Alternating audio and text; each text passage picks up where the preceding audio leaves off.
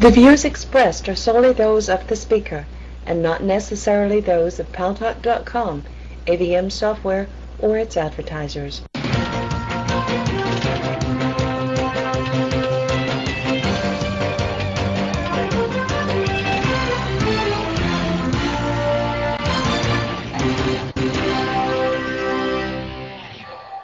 News Talk is online. News Talk Online is a production of Paltalk.com, the largest multimedia interactive program on the internet with more than 4 million unique users on demand on iTunes and on YouTube and on my site, GaryBaumgarten.com, where you're encouraged to post your comments, whether you agree with yours truly or not. And thanks to our good friends at CRN Digital Talk Radio, we're syndicated into 12 million households. I am your host, Gary Baumgarten. Welcome to the show.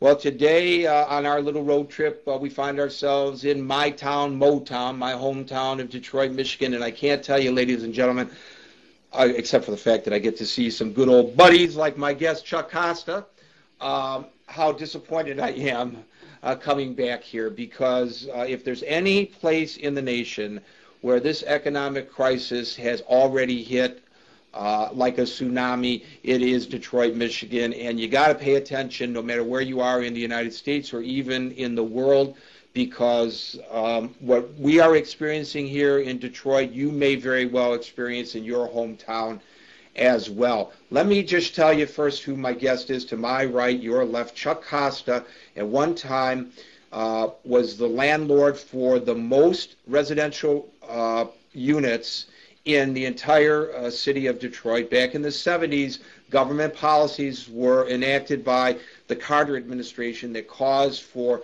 landlords throughout this country who were renting to people in our inner cities to all go belly up. We could talk a little bit about that and how we have to be very careful as we move forward with trying to deal with the problems that face us, not to engage in social engineering, which in my opinion turns out, although well-intentioned, in some cases to cause more harm than good, and that's exactly what happened. Chuck recovered by diversifying himself and going into other businesses, but this is like, as Yogi Berra might say, deja vu all over again.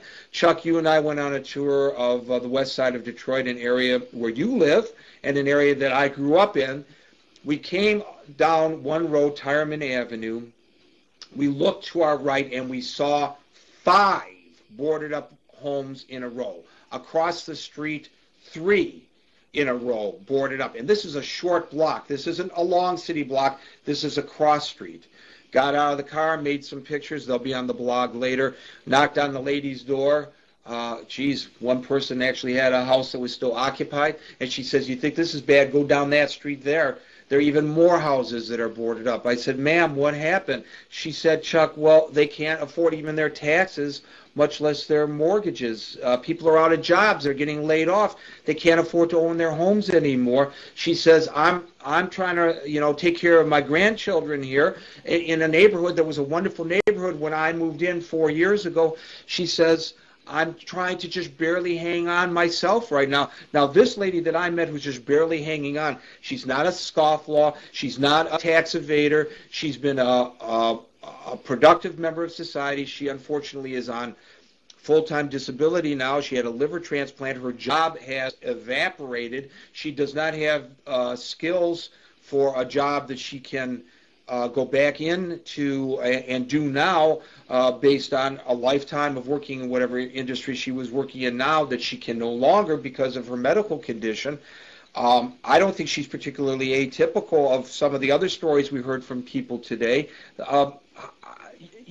Back in the 70s, Chuck Costa, there were so many abandoned houses and so many homes that were demolished in Detroit that there were whole blocks that had turned into seed. So much so that, to make a point, you bought a property on the west side of Detroit, a whole city block that was vacant, and you put cattle on there, and you started to raise cattle on there in the inner city of Detroit to raise a point.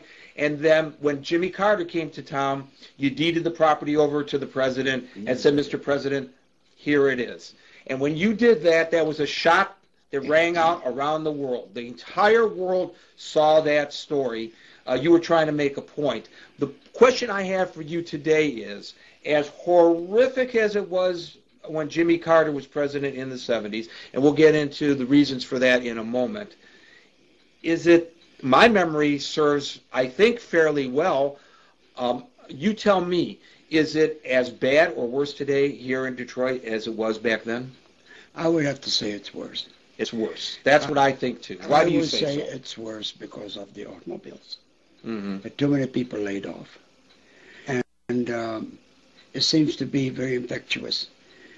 And when you see beautiful homes, like we just did 5 in a row, beautiful homes. In a nice neighborhood. In a nice neighborhood, all boarded up. I question what happened to the people. Where are they with their children? They didn't disappear. Are they in shelter? Have they moved in with relatives? Did they leave the state? And was it just the taxes? Was it maybe even the utilities? Mm-hmm. What caused them to leave? Yes. Now, if you look at the whole city, you're going to find more and more and more. And it's not just homeowners or tenants, but even the landlord. Because if his tenants are not paying the rent, he is faced with having to evict. Which people like me, I got a big heart, I can't put people out in the street. So therefore I end up, eating it, jeopardizing. That's right, eating it, and you become the welfare system. That's right. And which I did before. Many cases like that. Because I recall when I was young, the way I was raised in a war in Europe. And I've seen a lot of people out in the streets, and to see it happening in this great country of ours, it is time that we look at where we've been. Let us look at where we exactly are and how we begin to approach this problem. Believe me, sometimes when there is this much hardship, believe it or not, there's opportunities. Well, you can pick up any of those houses for a song.